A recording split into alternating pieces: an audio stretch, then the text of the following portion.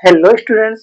उन्नत classes YouTube channel पर आप सभी का हार्दिक अभिनंदन है, स्वागत है। स्टूडेंट्स अपन पढ़ रहे हैं सांख्यिकी। सांख्यिकी ये कार्य देख रहे थे अपन।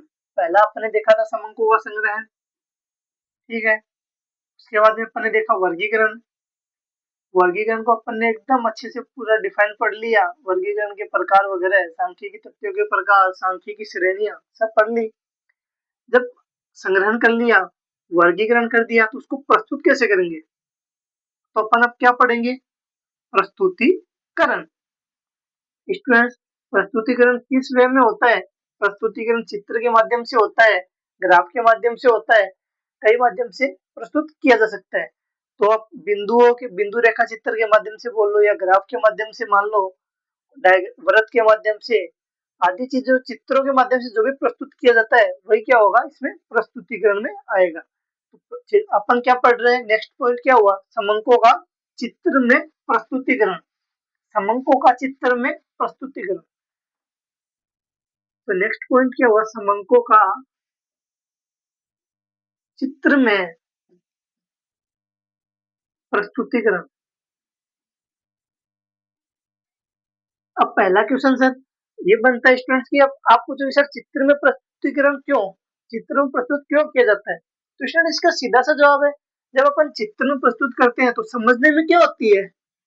आसानी रहती है स्टूडेंट, समझने में आसानी रहती है। आसानी रहती है, समझने में क्या रहती है? आसानी रहती है। और क्या होता है, ये बनाना भी सरल होता है, समझना भी सरल होता है, और बनाना भी क्या होता है, इसको प्रस्तुत करना भी क्या होता है? सरल होता है।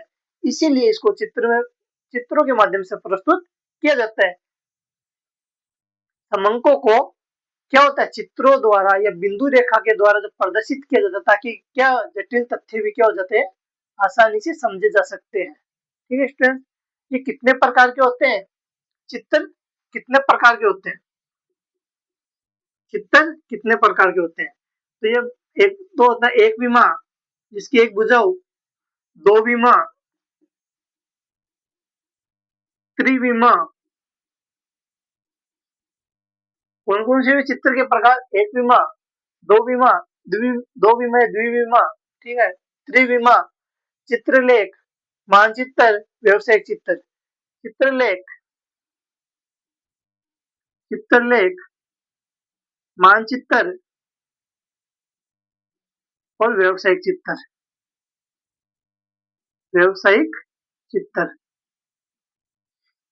एक विमा बोल लो या एक विस्तार वाले चित्र, द्विविमा या द्वि विस्तार वाले चित्र, दो विमा या द्विविमा,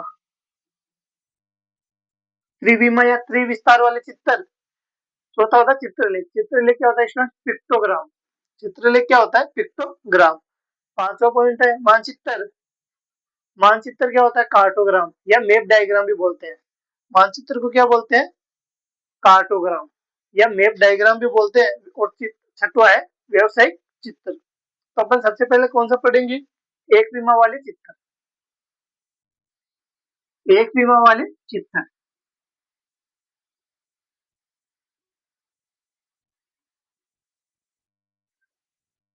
तो पहला कौन सा होगा इसमें? एक विमा। एक विमा बोल लो या एक विस्तार बोल लो। एक विमा क्या होता है? एक विमा क्या होता है? जिसकी विस्तार या ऊंचाई क्या हो, जिसका विस्तार या ऊंचाई का प्रयोग किया जाता है। किसका? केवल एक ही भुजा काम में आ रही है, या तो विस्तार या किसका? ऊंचाई का प्रयोग हो, या तो विस्तार का प्रयोग हो या ऊंचाई का प्रयोग हो। एक ही चीज का प्रयोग करके इसको काम में लिया जाता है, इसलिए इसको क्या बोला जाता है? एक विमा कहा जाता है। एक विमा वाले जो चित्र होते हैं उनको क्या कहा जाता है? दंड चित्र भी कहा जाता है। एक विमा वाले जो चित्र होते हैं इसको क्या कहा जाता है? दंड चित्र भी कहा जाता है। एक विमा वाले जो चित्र होते हैं उनको क्या कहा जाता है? दंड चित्र भी कहा जाता है। इनकी चौड़ाई मोटाई का महत्व नहीं होता स्टूडेंट्स। किसको काम में लेते हैं अपन इसमें? विस्तार या ऊंचाई को। चौड़ाई या मोटाई का कोई मतलब नहीं है।